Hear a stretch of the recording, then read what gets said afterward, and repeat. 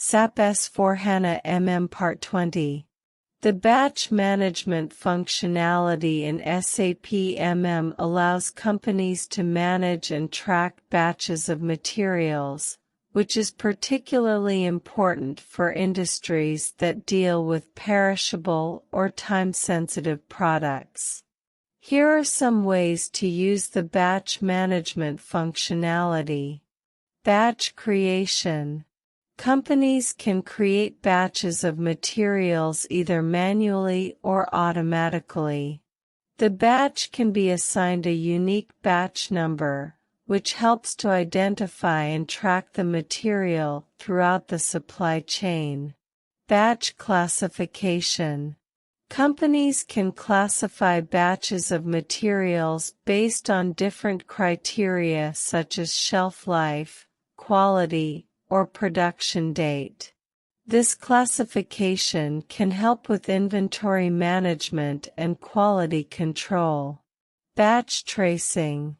With batch management, companies can easily trace a material back to its original batch, which is useful for quality control and recalls. Batch creation. Companies can create batches of materials either manually or automatically. The batch can be assigned a unique batch number, which helps to identify and track the material throughout the supply chain. Batch classification. Companies can classify batches of materials based on different criteria such as shelf life, quality, or production date.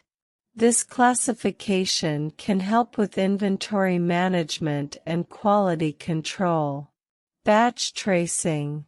With batch management, companies can easily trace a material back to its original batch, which is useful for quality control and recalls. Batch status management. Companies can monitor the status of each batch, such as whether it is released for production or blocked due to quality issues. Overall, the batch management functionality in SAP provides companies with greater visibility and control over their inventory, helping them to improve quality, reduce waste, and comply with regulations.